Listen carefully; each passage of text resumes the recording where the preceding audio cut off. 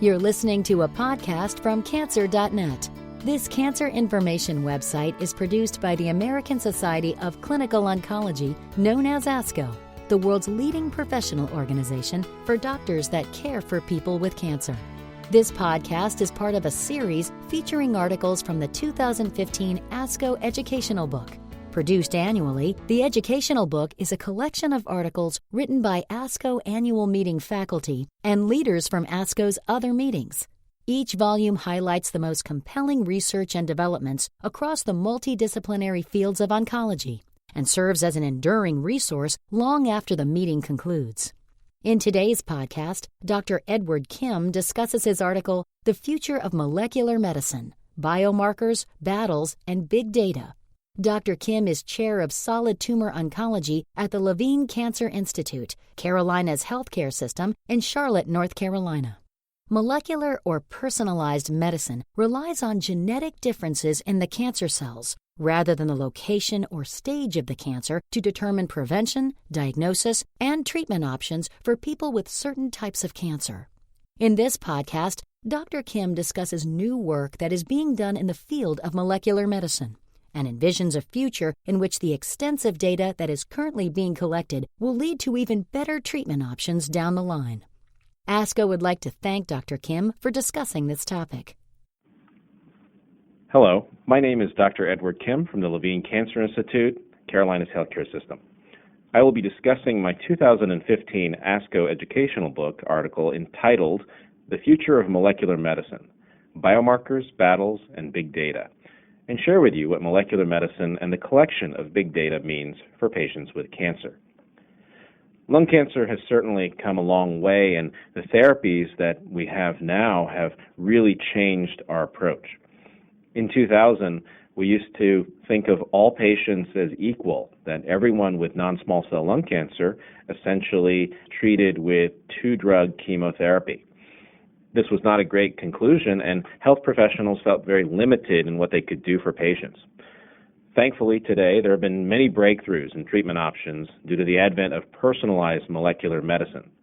Simply put, molecular medicine uses a patient's genetic profile to guide decisions regarding the prevention, diagnosis, and treatment of many kinds of cancers, such as lung and breast cancers, melanoma, and hopefully more in the future. We pioneered this type of precision medicine while I was in Houston in the BATTLE study. BATTLE stood for Biomarker Integrated Approaches of Targeted Therapy for Lung Cancer Elimination. In this study, we for the first time mandated repeat biopsies in order to get the real tissue in patients' tumors that could be tested for genetic markers. We then used these markers to try and direct therapy. The importance of the study was that we were able to show that it was very feasible to rebiopsy people and therefore able to better characterize their tumor genetics. In 2015, the government proposed a new initiative aimed at increasing our capacity to research and ultimately deliver precision molecular medicine for all types of cancer. Over $215 million has been designated to support many federal health organizations in this effort. Upwards of 1 million new patients could be enrolled in trials in which tissues and other data will be collected, stored, and analyzed. This data will be used to enhance our existing knowledge of molecular medicine and develop individualized molecular approaches to cancer treatment. So now medicine is faced with this new concept of big data, how to collect, maintain, and thus utilize this voluminous amount of information. Big data requires new techniques and algorithms to manage it, as well as to extract the valuable hidden knowledge it contains. Many research organizations are working with these big data sets with the expectation that they will identify new opportunities for treatment, diagnosis, and prevention of cancers. These include biomarker studies. Now, a biomarker is a measurable substance whose presence could be indicative of an infection or a disease, such as cancer.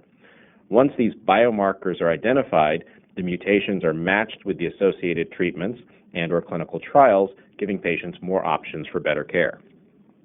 Umbrella trials are another way to identify patient populations who have the best chances for improved outcomes, and they focus on doing large screening. Master studies that include 2 National Cancer Institute trials that will analyze tumors from thousands of patients for abnormalities that may respond to targeted drug therapies.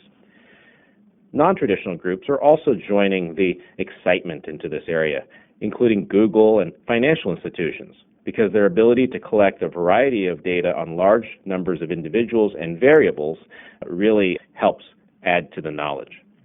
Because of these advances using molecular medicine, we're hopeful that patient outcomes may be improved substantially. These include shrinking the tumors, response rates, and progression-free survivals, and we've seen that this has doubled over the past decade. In fact, progression-free survival from molecularly targeted therapies exceed the overall survival numbers for some of the traditional chemotherapies. Once all of the data from these different efforts is collected, large amounts of data will be able to be analyzed with the hope of someday developing predictive treatment models for patients. The prospect of harnessing and processing this data is daunting. However, the potential rewards for patients make it worth the effort. I would encourage people to discuss biomarkers and genetic testing with their doctors and health professionals. There are always clinical trials that are available, and I always encourage my patients and or their friends to enroll or participate when possible. And we know that molecular medicine requires both sides of the equation. Not only do you need the genetic side, but also the clinical aspects. And this includes health maintenance, such as smoking and exercise. We want to stop smoking and do more exercise, and it's equally important for patients to have both sides of this equation. Please view my article online at asco.org/edbook for a more in-depth discussion of this topic. Thank you. Thank you, Dr. Kim. Please visit asco.org/edbook to read the full article, or visit www.cancer.net for more information on personalized medicine. Cancer.net is supported by the Conquer Cancer Foundation, which is working to create a world free from the fear of cancer by funding breakthrough research, sharing knowledge with physicians and patients worldwide, and supporting initiatives to ensure that all people have access to high-quality cancer care. Thank you for listening to this Cancer.net podcast.